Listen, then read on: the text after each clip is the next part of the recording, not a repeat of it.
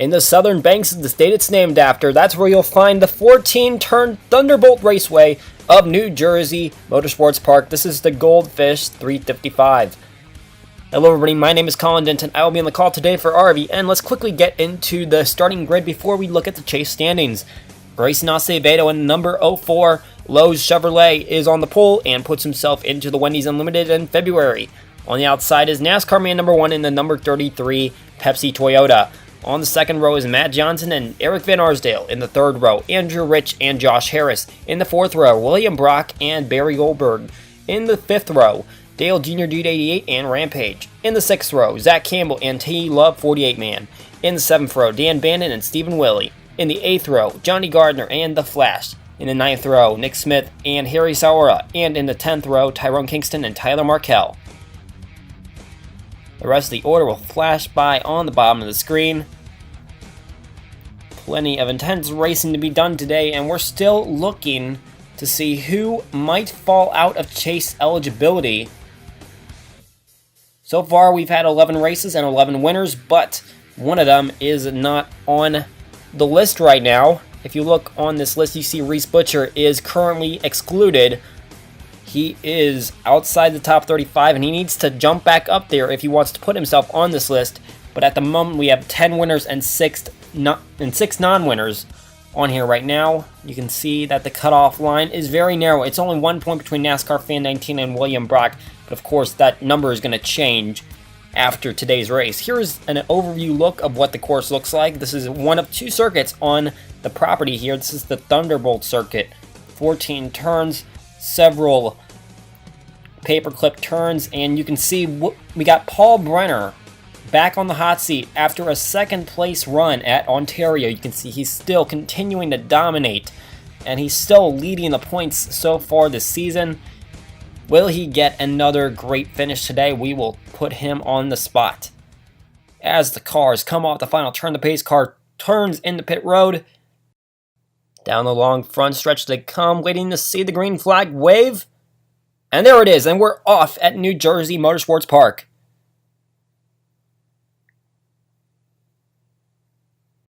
And you see they're already trying to make it 3 wide heading into turn number 1. It's a sharp 90-degree turn. Markell, K-Dude 124, Kingston were all in it.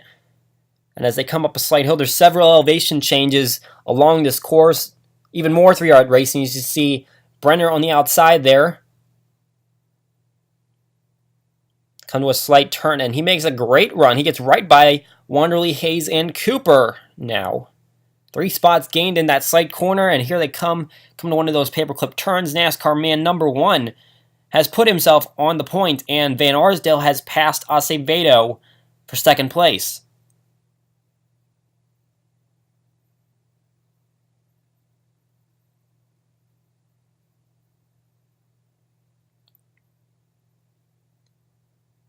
Here's where they really navigate through the corners. Got a large turn here, and then a short, very short straight right into another paperclip turn. You can complete 180 till you go underneath the bridge and back onto the front straight.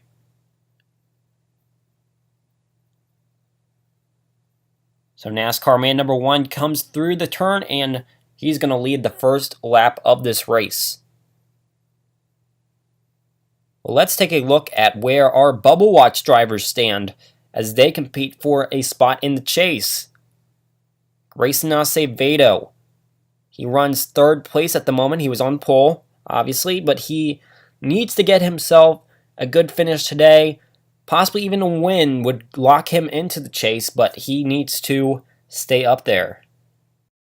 He could possibly extend his 5th place in points standing position, but not with Andrew Rich hanging just off his back. He is currently running the 10th place at the moment. He is 7th place in points, only 8 points back of Acevedo.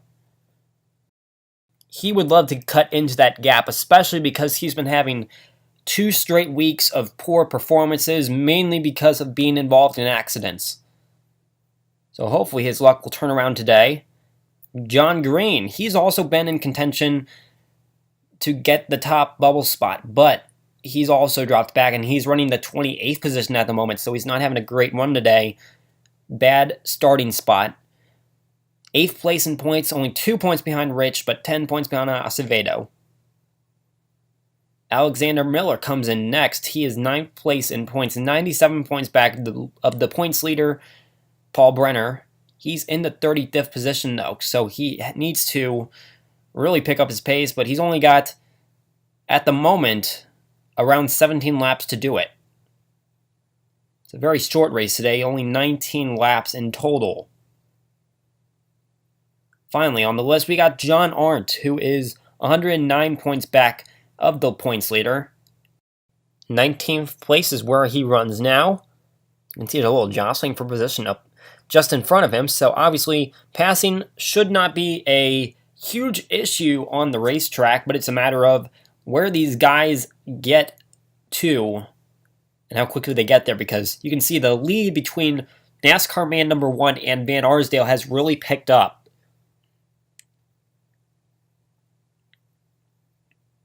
NASCAR man number 1, someone else who is also who's looking for his first win of the season. Can he achieve it today? Can he pull it away from one of these guys that are on the bubble and trying to keep themselves in the conversation? Because 16 different winners isn't going to get any of those non-winners into the chase, barring one of them being held out from the top 35 in points. We are going to take a quick commercial break, and we'll be right back from New Jersey Motorsports Park with more NASCAR Wendy's Cup Series racing action.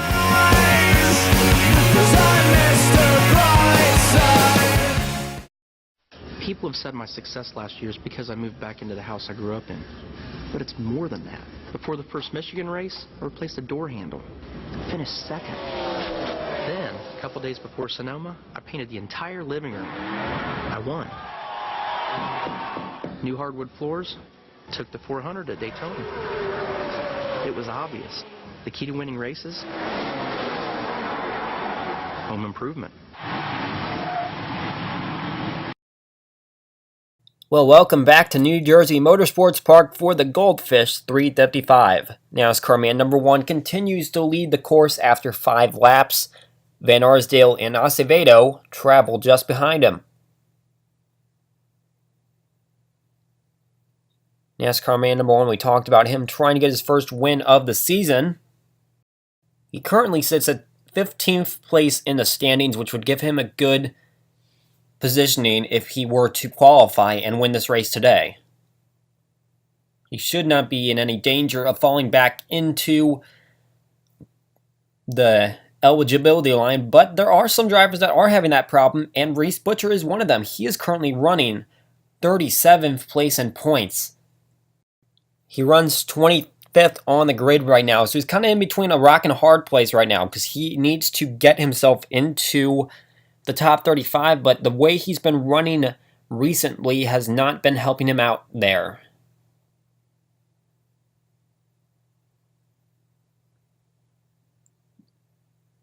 Also, someone to watch out for is just 2 spots behind him. That's Dejan Weeks, who currently runs the 34th position in points. So he's just above the eligibility line, 162 points back of the leader.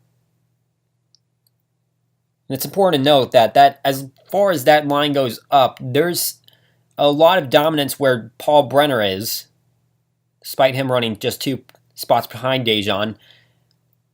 But how cluttered it is back further in the field, it is very close together where some of these guys are running, and just one race can ruin your point standings. Harry Saora, he is running a little bit better position. He's in 14th place. You can see him jostling for position right now. He's 24th in points, 141 points back, and he continues to look his way across some guys. You can see he's in between the Flash and Campbell. He's trying to make his way up there and gain some positions. A few spots back of him is Dan Bandon, who runs 28th in points. He looks to the inside of Gardner as they come through one of these paper clips. 17th place in point on the grid, sorry. So he's another one of those guys to watch out for. But further back in the field, you can see Marty Johnson. He is 38th place at the moment, 26th place in points, but as we mentioned, it is very close further back in the field. So just finishing where he is in this race could knock him back as many as 10 spots, honestly. As we enter lap number 8, going down the backstretch, NASCAR main number 1 continues his dominance, but we're getting close to that pit window.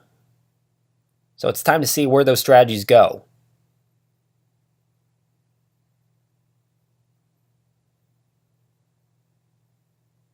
The leaders have really filed out here. They're single file as they come down the front stretch, and we see someone pitting, and that is the number 1 car of Rampage. He won last week at Ontario. He is the first person to enter pit road, but notice that he's pitting on lap number 9, and that could be something to watch out for because that might not give him the fuel he needs to get to the finish line.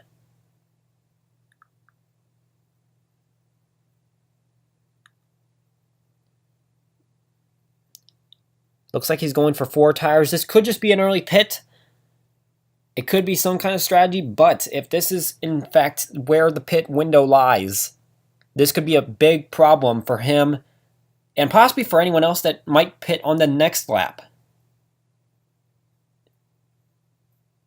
It could be possible that everyone needs to take 2 pit stops, but the fact that Rampage comes in alone is a bit of a cause for concern. You can see the leaders are navigating the east end of the racetrack.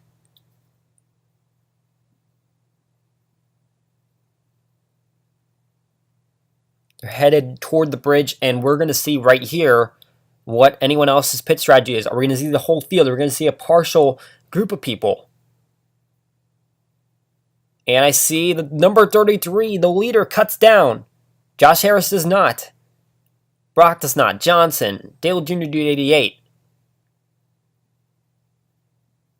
In fact, there's a lot of cars that are choosing not to pit, and it looks like it might just be 4 of your top 5 drivers that come in right here. The whole rest of the field are opting out.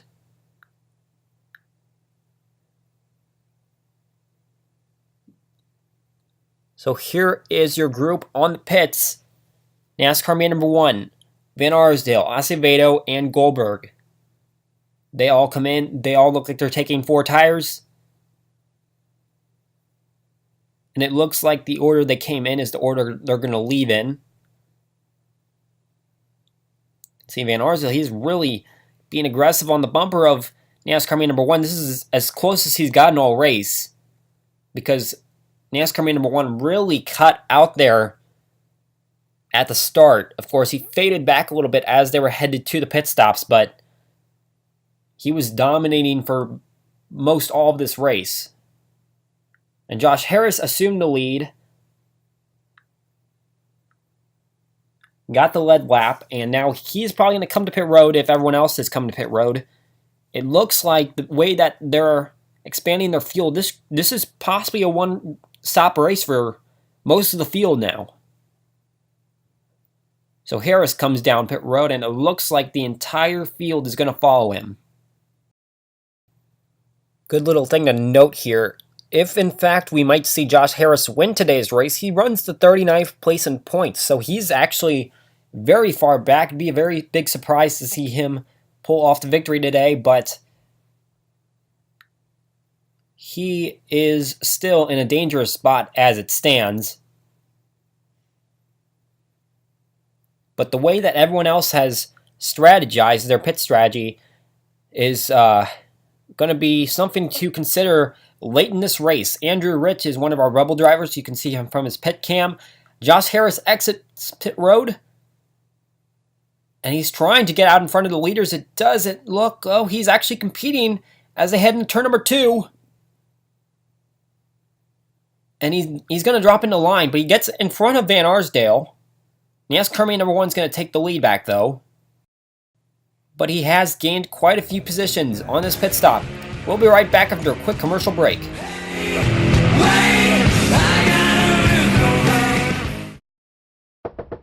Hey, buddy. Who are you guys? Matt Anderson, Phil Rose. Coke brand. Are you at the Coke or Coke Zero? Coke brand. People don't understand that Coke Zero infringed on our taste. We can't have Coke Zero in the winner's circle being hoisted for that traditional drink. These Coke Zero guys are taste infringers. They're soda pirates. Would you be willing to throw a race? I don't think so. No, it's all about winning in our sport. Maybe it's trying to win third. Yeah, maybe it's trying to win fifth. Teach the kids of America it's okay to be 27th. You try. What you're coming up with is preposterous. Let's back off the word throw. What if you enjoyed the track for longer than the other competitors? Yeah. Let's look at it as track enjoyment. Let's put it positive. You're a legend. You don't have to prove anything. You don't have to prove anything. Maybe now's the time to stop and smell the roses, but on the track. Then nobody will really associate Coke Zero with victory lane. Probably get us suspended. Well, Tony, come on, you're pretty comfortable with that.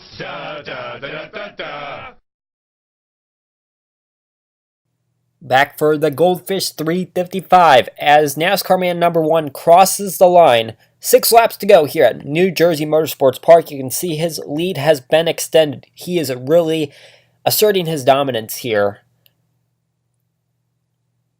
15th place in the points. He's been having a solid year. Josh Harris is still having a good run right now. That's going to put him in a good spot to get out of that little gap he's in points-wise.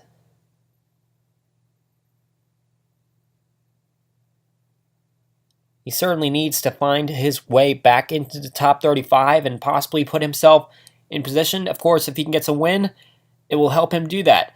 A few miscues on pit road. Several drivers that had been good qualifiers had dropped back. Johnny Gardner, 15th place qualifying effort, but now he runs back in the 30s. And what about Andrew Rich? One of your bubble drivers. He had an extremely long time on pit road, and we had taken a look at him as he was there. Took 4 tires, but he just sat on pit road for an extensive amount of time, and now he's in dead last. So certainly not the day Andrew Rich needed. And you know that many other drivers that are looking to get into a bubble position are going to eat that up, and they're going to really work to get themselves into a better position that can take advantage of where Andrew Rich is now. 5 laps to go as NASCAR man number 1 heads up the hill into turn number 2. Josh Harris, you can see him on board. The gap still very large. They come around turn number 3, and this is the long back stretch of the course. Heavy braking area right here. They come to a paperclip turn, and that gap closed tremendously. NASCAR man 1's able to accelerate faster than he is, but the gap has really closed in just that one stretch. And you can see as they come into this far turn in the east side, he is just on his back bumper. And he makes a cut inside. And Josh Harris assumes the lead from NASCAR man number 1 as they navigate the east part of this course. And what an incredible turn, considering how far ahead NASCAR man number 1 was just half a lap ago. And he's headed to the pits. NASCAR man number 1 takes a turn to the pits in Van Arsdale. I just saw him flash across the screen, and it looked like he was heading toward the inside wall. I saw no spin. We're still green. But NASCAR man number 1, he has given up the lead to head to pit road 4 laps shy of the checkered flag. Now we know that he pitted on lap number 10 as the other cars crossed the line, but this is a little early to be making a fuel strategy move, and all the cars are going right past him. 4 tires on his race car as well. I'm not sure that the amount that gap closed in had anything to do with that decision, but a wild turn to this race as the leader loses the lead and gives up the position. All just to come to pit road. Now let's take a look at what happened with Van Arsdale, and you can see he takes some contact from Goldberg. and smacks the inside wall, and that's going to cause some heavy damage, but Goldberg, he cuts in here, right here. Let's take a look from his onboard. And you can see he hooks the right rear quarter panel and sends him careening toward the inside wall. He drifts back up into position, but Van Arsdale loses precious spots. Rampage, he comes in. He took the first pit stop on lap number 9, and it didn't look like he was going to be able to make it on fuel if the pit window was as it was when he came in, and obviously he is now giving up a good amount of positions to other drivers. I believe he only took 2 tires there. It's going to save him a little bit of time. But his early pit stop cost him there. Luckily, he got his win last weekend. A fuel strategy move that came around from that, but he's going to fall a little bit in the points. You saw the damage right there that Van Arsdale had because of the incident with Goldberg. This comes around again. We'll see another look at it right there. Heavy damage to that race car. Josh Harris. Now he's back in the lead after he had taken it away from NASCAR man number 1. And as he comes across the line, 2 laps to go, could this be his victory and his opportunity to possibly make the chase if he can get himself out of the rut of a standing that he's in right now? Goldberg, he's already won a race this season. He runs 2nd place. William Brock has not won a race. He's in 3rd place. But Harris has really pulled away from these guys. His car has really come to in this last 2 or 3 laps.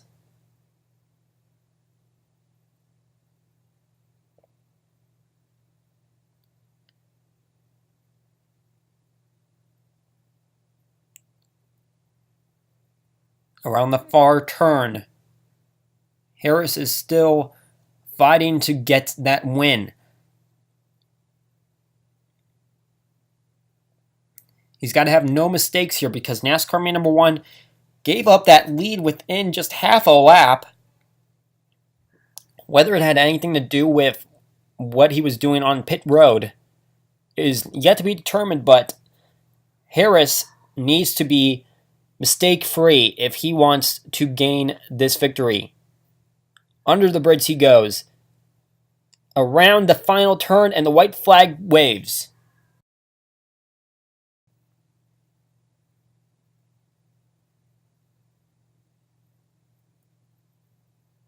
NASCAR man number 1, the epic downfall for him.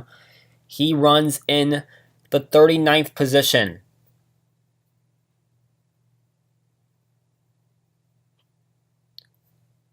You saw Rampage back there. He also fell back. Now he runs 41st.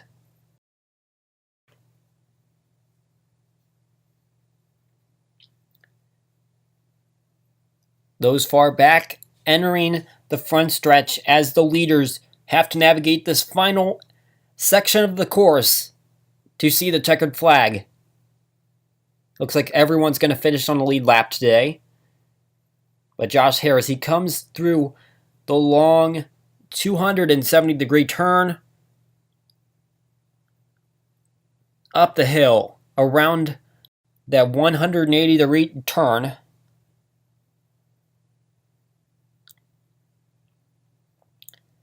Now down that final stretch, heading into the front, underneath the bridge he comes, and around the final turn, Josh Harris sees the checkered flag, and he wins his first race of the 2016 season.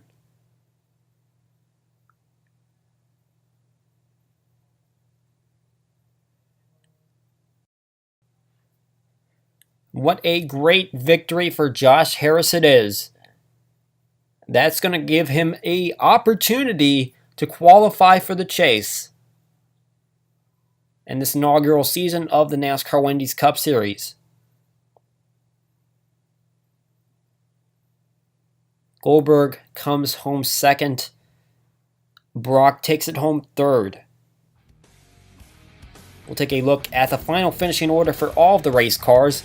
Acevedo, he started on the pole. He ended up in 6th place. He pitted in that second group of drivers, was able to keep it out on the track, unlike drivers like NASCAR main number 1 and Rampage, who had to make a second pit stop.